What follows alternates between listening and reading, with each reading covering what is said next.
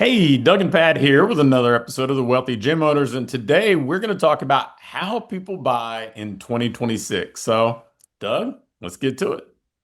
Yeah, I think I'll kind of have you take the horns with this one, but I think just to set the stage, I think that there's a little bit of resetting expectations, both in the digital landscape, the paid advertising landscape, but also just reminding ourselves of how we buy things.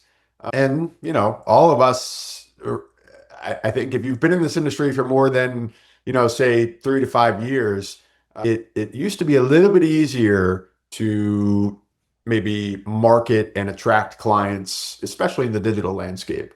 Or maybe leads were a little bit more responsive, and so it's gotten more competitive. And I think it's a great reminder for how people buy in general, but obviously, how the landscape has changed as well.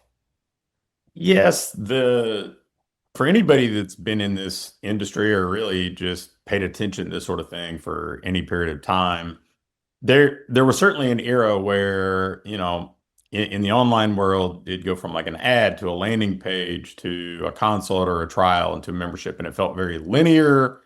Attribution was a little bit easier. If you date back before that, I mean, I think that's how we're conditioned to think about this stuff, right? Like a Yellow Pages ad felt like, okay, here's the phone number, call us. And it goes from ad immediately to interaction.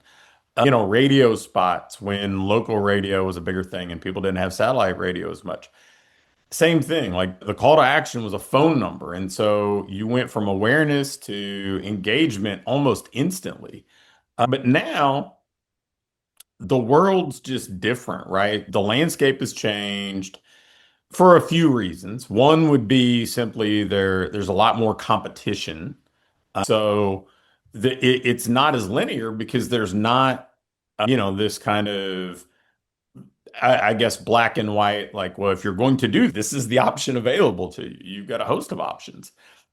The second thing that I think is probably factored into this is just maybe a degradation of trust. It it's gotten to be where somebody has a bad experience and it may not be our fault, but it's our problem, right? Like somebody has a bad experience somewhere else. And so they make assumptions. Hey, that's what everybody's going to be like, or that's what my experience is going to be like. And so they're not as quick to engage. They want to go through more discovery. And then the third piece of this is simply the ease of research. It in kind of previous eras, if you will, or at least seasons, the research was largely done in an interactive way. Like you'd go in and you'd look at something.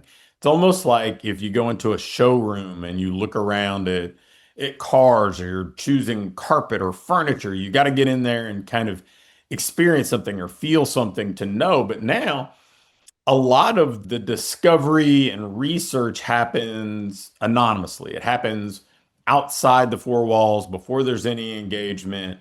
And the that happens on their phone. They're just scrolling reviews, they're looking at Google business listings, they're clicking around a website, they look at what they see on Instagram. And if we think about how we buy, I mean, it's almost always that way, right? Like we go down the proverbial rabbit hole of research and exploration and discovery to learn more because it makes us feel like we're making a better choice. And in some cases, that may be 100% true. And I think all of us, if we do good work, we want people to make informed decisions. We want them to make decisions that are based on research and logic and not impulse and desperation because we feel like that's where we win out, right? We feel like if somebody does their homework, they're going to figure out we're the best option available to them. So I think we we have to be congruent here. If that's what we want and that's the person that we're trying to attract, then we have to build our marketing accordingly. And so the sequence that we believe and we teach this going through now is the first thing that happens is discovery, right? Like somebody has to know we exist. And we may just make assumptions that everybody knows. They're in our neighborhood. We've been in business for 5, 8, 10 years. But if somebody's not been in the market for what we do, there's a reasonable chance that they don't know we exist, especially if we're not in like Class A real estate. We're not in like a highly visible location. Because, I mean, I know I've lived in the same neighborhood for 16 or 17 years now, basically. And every month or so, there's a new business that I become aware of that it's not new, it's just new to me. They've been around for a long time, but I wasn't, maybe I wasn't back in that neighborhood or in that like business park or something like that. And so now I become aware of it. Happens all the time. So the first job here is discovery. So the burden falls to us on making sure that we are visible to the people that we are trying to do business with. If we're working with a 50 and over crowd, it's our responsibility to try to be the places they're going to be online and offline. So I know that when we craft our monthly marketing plans, there's a big emphasis on that. There's a big emphasis on just being seen. I mean, we do offline stuff with fish bowls and local business marketing and relationship marketing because we want to be seen where people are going to be. The second step in this is they start to observe, right? Like there's an observation component. They start to pay more attention. They start kind of going down the rabbit hole. Maybe they're looking at our Instagram or Facebook. They click through to our website, which, is kind of a side note. It used to be people would get really concerned about their website and say, hey, somebody's going to find my website. Nobody's going to like the second page of Google to find your website now, right? Like if they find your website, it's because they clicked through one of the portals to the online world that they normally engage with. Now, it could happen directly through a Google business listing, through them searching, but they'll find the listing first and then it'll direct them to the site or a social media thing, or potentially the only way they're going to search you directly is if a friend told them to, or they saw something on a t-shirt that somebody was wearing.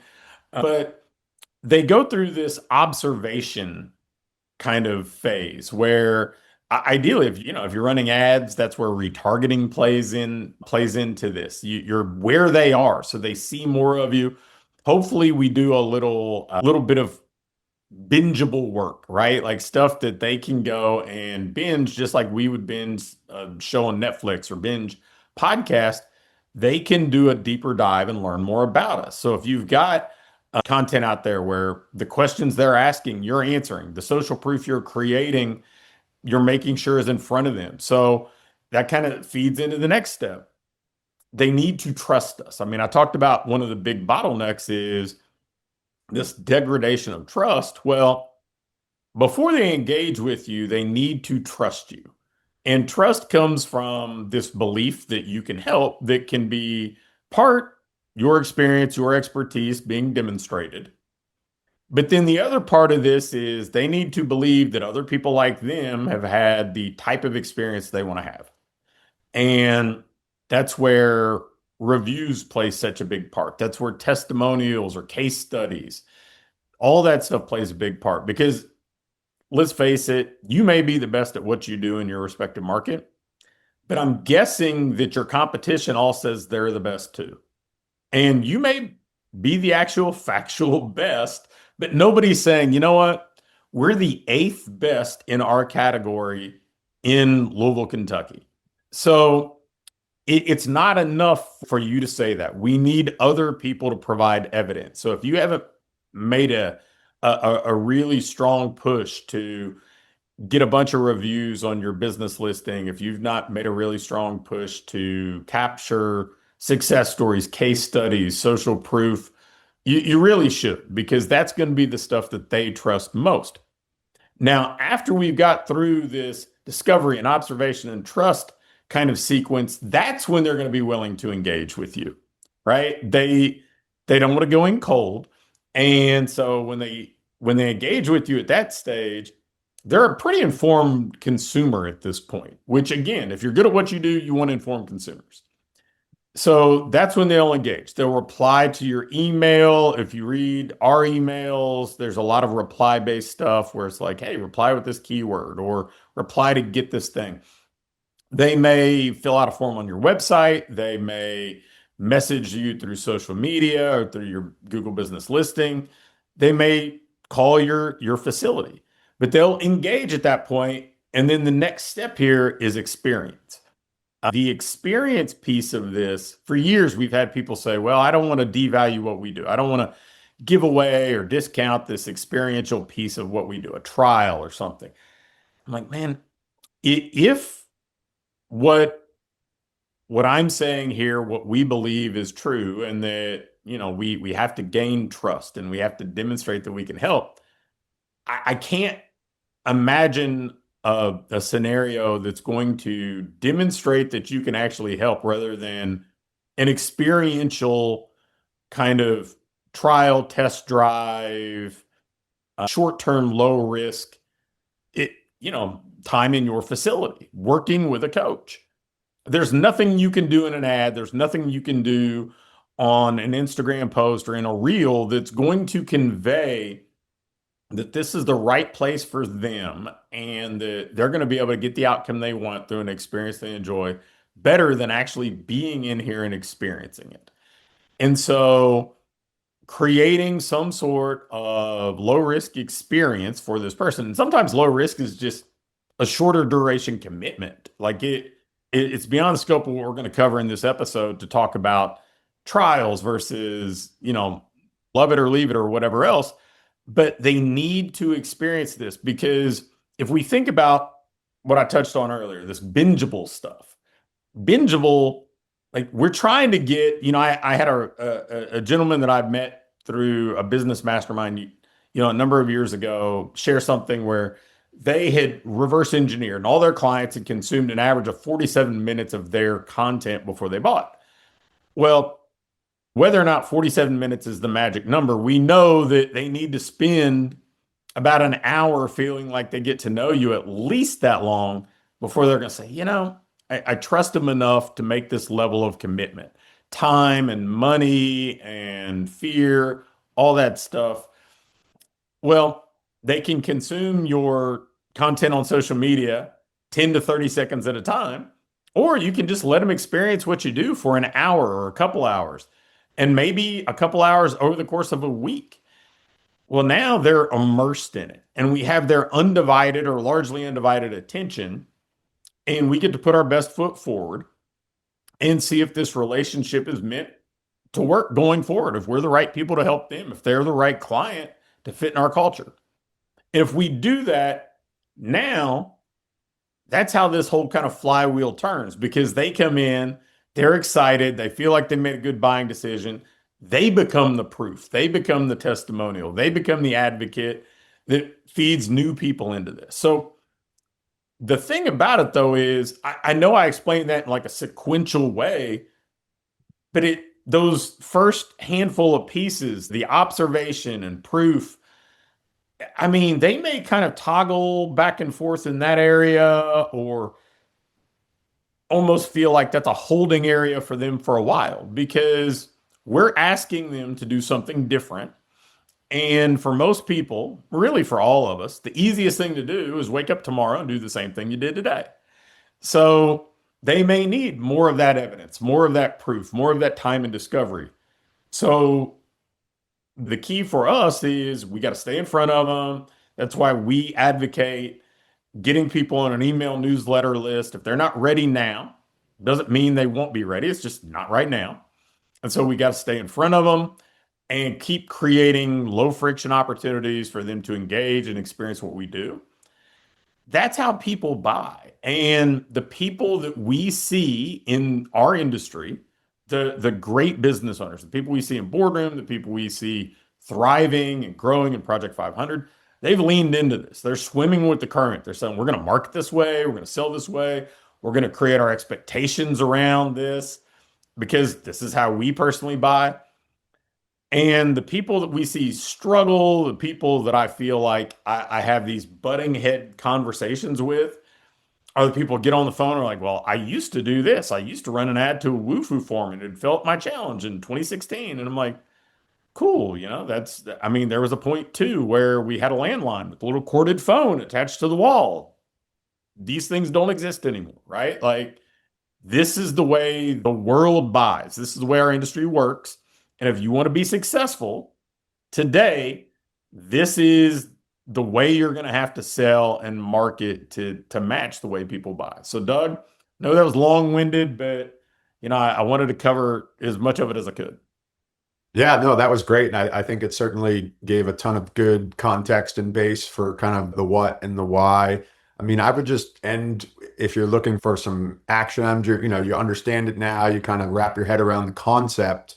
A couple analogies that I find helpful with our clients is, we use the term pipeline a lot, always trying to put people into your pipeline. Sometimes I think people have a hard time grasping that concept because in the beginning, what that really means is if you think of an empty cup of water, that's an analogy I often use with new gym owners or people new to marketing. If you think of an empty cup of water and every time that you market, you are filling up a little bit of that water cup, right? And in the beginning, nothing's overflowing, right? And if we think of the water overflowing at the top of that cup is new clients, new business, right? Every time you add water to that cup, i.e., you market, you're not seeing anything, right? Nothing's overflowing. And so you get frustrated and you stop. And eventually that water either stays at the same level or never overfills. But here's the kicker that I think if you can get to this point, it's really cool. So imagine you keep contributing to that water cup and it's at the top. Now, when that water cup is completely full, every time I add water to it, it's overflowing because there's always people. If it takes a runway, right? If you think of another analogy I'll use a lot is, an airplane, right? Nobody expects when they take off in an airplane to just go from standing still to straight up, right? We're not flying rockets here. You need that runway to build up speed and take off. And so the person that you're talking to today may not be ready. They may be ready 3 months from now. But then for the next 3 months, you're working them, but you're also adding people to the beginning stages as well. So just understanding that, I think it can certainly, I realize, be frustrating in the beginning because you're trying these strategies, you're implementing these strategies and nothing's really working. But, we have tons of proof and promise that if you're consistent with it, now you have everybody at all those different stages that Pat talked about, right? You have people that are just in that kind of discovery phase, but you also have people that are ready to engage. And so just keeping the consistency with that. And then the last thing I would add would be on the tactic side. That's really why, like, I don't think, and if you're looking for it, I think it's probably a mindset shift. There's not one strategy out there that is better from a marketing perspective, right? It's not Facebook ads are better. It's not Google ads are better. It's not that doing workshops are better. The reality is, if you're running a brick and mortar gym, you want to be 3 mile famous or 5 mile famous, however, far out you reach. And I want to be everywhere. I want to be when they go to Google, I want them to see my listing. When they go onto Facebook, I want them to see my ad. When they go into the coffee shop, I want them seeing my fishbowl. When they're at a kids sporting event, I want people there wearing my t-shirts, right? Like it's not one in particular thing. It's just the consistency of picking, you can't do all of it, but pick 5 to 7 things that you're just going to be relentlessly consistent with. And that creates that awareness. And I think that's how people buy. And again, as you said earlier, sometimes this takes a little bit of reflection to realize, like, I'll end with a story that I think is a great example. My wife and I had to buy some new living room furniture recently. And, I went online. I was debating, do I buy it online? Do I buy it at a local furniture store? Went back and forth over days, right? And I'm not spending hours on this. I'm literally like, after the kids go to bed, 5 minutes, let's, pop up some online shopping sites to see and search for some furniture. Then I had kind of the trust issue of, is this going to be comfortable if I'm buying it online? And all of a sudden, the internet knows what I'm searching for. So I start seeing ads for local furniture businesses. And I'm like, well, Friday we got a little hour. Let's pop up after we dropped the kids off in school. We went up and we just walked around. We didn't buy anything. And we came back and I'm reading reviews. And so long story short, ended up buying furniture at a local furniture store that had a Facebook ad. I never clicked on the ad. I never clicked on the ad. I didn't take advantage of any of their promotions, but they created awareness for me because I was looking in other ecosystems. So Just a reminder of kind of how we all buy and kind of the where the current landscape is at. Yep. No, I think those were great examples, great analogies. I like the water cup one. That's terrific. I may steal that and start using that as well. So guys, hopefully this gives you a little bit of insight to how people are buying in 2026 and beyond. That's another episode of the Wealthy Gym Owners signing off.